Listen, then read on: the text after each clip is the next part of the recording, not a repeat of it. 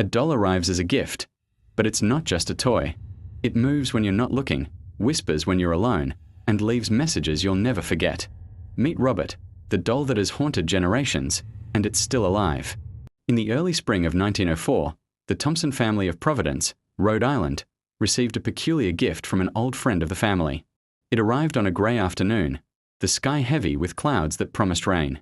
The package was small, wrapped in yellowed paper and tied with a fraying ribbon that looked as though it had survived decades of handling. There was no note, no explanation, only the mysterious object within. When Mrs. Thompson carefully unwrapped it, she revealed a small, lifelike doll. Its porcelain face was meticulously painted, soft and pale like the petals of a lily, with delicate rosy cheeks and faint freckles across its nose. Its eyes, made of glass, caught the dim light and reflected it unnaturally, so much so that for a brief moment, it felt as if the doll was observing her. She shivered, placing it gently on the nursery shelf, a hint of unease curling in her stomach. Her husband, Mr. Thompson, chuckled when he saw it. A gift from old Mr. Whitmore, he said, probably meant as a harmless curiosity. Look at those eyes, they almost seem alive, don't they? The children, Emily and young Robert, rushed in moments later, squealing in delight at their new toy. They named it Robert as well, in honor of their youngest son, unaware that the doll's presence would soon overshadow the real child's innocence. That night, the house fell silent. The wind rattled the windows, sending shadows flickering across the walls. Mrs. Thompson, already uneasy about the doll, heard faint scratching noises echoing from a nursery. She assumed it was the wind or perhaps a loose shutter. Yet, the sound continued, soft at first, then deliberate, as if someone, or something, was clawing at the wooden floorboards. The next morning brought an unsettling discovery. Items from a nursery, blocks, picture books, even a small porcelain teacup, were scattered across the floor as though a miniature tornado had swept through the room. And on the wall, scratched into the wooden paneling with unnatural precision, was a single message: Robert did it. Mr. Thompson frowned. That must be one of the children, he said. But as he glanced at the height of the scratches, his brow furrowed. They were far too high for Emily or Robert to have reached. And there was something else, a small, impossible detail that made him pause. The doll was no longer on the shelf. Mrs. Thompson's heart thumped. Where is Robert? She whispered, scanning the room. And then she saw him, the doll, perched on the top of the wardrobe, eyes glinting as if mocking her. Neither she nor her husband had moved it there. Over the following days, the doll's influence grew. Footsteps echoed in empty hallways. Whispered giggles came from the nursery at odd hours. Emily swore she saw the doll standing in the corner of the room at night, always in a different pose, always closer than it had been the night before. Robert, the boy, began to speak less, his eyes darting to the shelf where his namesake sat, a hint of fear in his voice. The family tried to ignore it, hoping it was a phase, a trick of the imagination. Yet each night, the scratching returned, accompanied by small, inexplicable phenomena. Doors creaked open by themselves, mirrors seemed to fog with shapes that vanished when touched, and the doll was always found in a new position, always watching. By the end of the week, the Thompsons could no longer dismiss the signs. The scratches became messages, sometimes words, sometimes symbols, etched into walls, furniture, even the backs of doors. And always, the same chilling accusation lingered: Robert did it. No one, it seemed, could explain it. Not the neighbors, not the priest they consulted, not even the family friend who had sent the doll.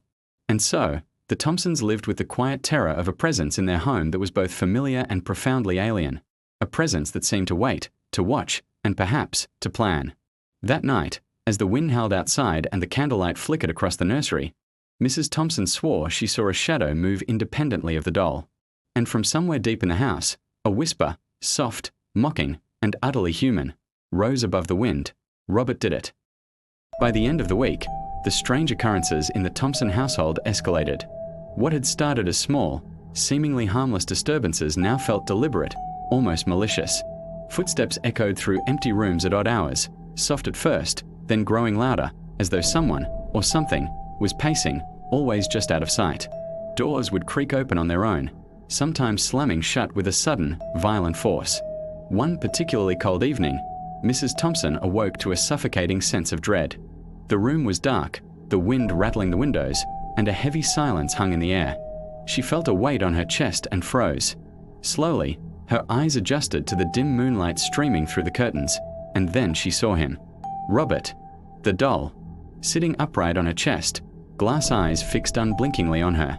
The nursery shelf where she had carefully placed him the night before was empty. A shiver ran down her spine. She wanted to scream, but her throat seemed to have disappeared. She blinked, and when she opened her eyes again, Robert was gone from her chest, standing silently in the corner. Every instinct screamed to her to leave the room, but her feet felt glued to the floor. Have you ever felt a chill run down your spine when looking at an old doll? Those glassy eyes, that painted-on smile, it's like they know something you don't.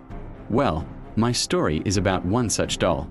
Her name was Lily, and she was my biggest mistake. I found her in a dusty corner of a second-hand shop, nestled among forgotten relics. She was a porcelain doll, dressed in a faded lace gown, with eyes the color of a stormy sky. There was something unsettling about her, but I was drawn to her antique charm. The shopkeeper, a withered old man, gave me a strange look when I brought her to the counter. "Some things are better left on the shelf," he mumbled, but he took my money anyway. Back home, I placed Lily on a rocking chair in the corner of my bedroom. That night, the strange things began. I woke up to a soft creaking sound. It was the rocking chair, moving back and forth on its own. I tried to dismiss it as a draft, but the window was shut tight. The next morning, I found Lily in a different position. Her head was tilted slightly, her painted smile looking more like a smirk. Over the next few days, things escalated. Toys would be scattered across the floor, even though I lived alone. I'd hear faint whispers, like a child's giggle, echoing from empty rooms. I started to feel watched, a constant, prickling sensation on the back of my neck. I was scared to sleep, scared to be in my own home. My friends thought I was losing my mind, that stress was getting to me. But I knew. It was Lily. One evening, I decided I'd had enough. I was going to get rid of her. As I reached for the doll, the lights in the room flickered and died, plunging me into darkness. A cold, tiny hand gripped my wrist. I screamed, trying to pull away, but the grip was impossibly strong. A child's voice, sweet yet chilling, whispered right next to my ear, "You can't leave me. We are going to play together. Forever." Panic surged through me. I thrashed wildly in the dark, finally breaking free. I scrambled for the door, not daring to look back. I could hear the rocking chair start its rhythmic creak again, faster and more violent this time, accompanied by that same horrible, giggling laughter. I ran out of the house and didn't stop. I never went back. I left everything behind. My clothes, my furniture, my memories. I moved to a new city, trying to start over. But sometimes, in the dead of night, I still hear it. The faint sound of a rocking chair, creaking back and forth, and a little girl's whisper on the wind, promising that our game isn't over yet. Some dolls aren't meant to be played with. They're the ones that play with you. Thanks for listening to my story. If you enjoyed this, don't forget to like and subscribe for more chilling tales. Stay safe out there. The Thompsons soon realized that their attempts to ignore or rationalize the events were futile. Fear gnawed at the edges of their sanity. In desperation, they decided to remove Robert from the house, hoping that distance would end the nightmare. Carefully, almost reverently, they packed the doll into a small wooden box and sent him to a distant cousin, along with a warning to keep him locked away. For a brief, tense moment, peace seemed to return. But letters began arriving weeks later. Their cousin described the same unsettling events: scratches appearing on walls, toys, and objects rearranged with eerie precision, and unexplained footsteps echoing in empty rooms. One letter ended with trembling handwriting: "We cannot keep him here. It's alive. It watches. It waits." Stories about Robert spread quietly through the community. Neighbors whispered warnings. Children refused to enter the Thompsons' home.